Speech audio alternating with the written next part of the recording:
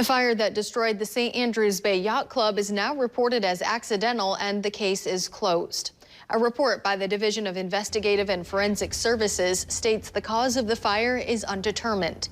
The report shows the fire likely started at or in the floor of the second floor ballroom area, or the high ceiling level of the first floor, directly below the ballroom.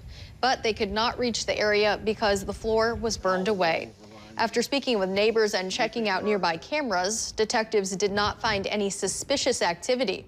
So the case has been closed due to insufficient evidence, and there are no further leads.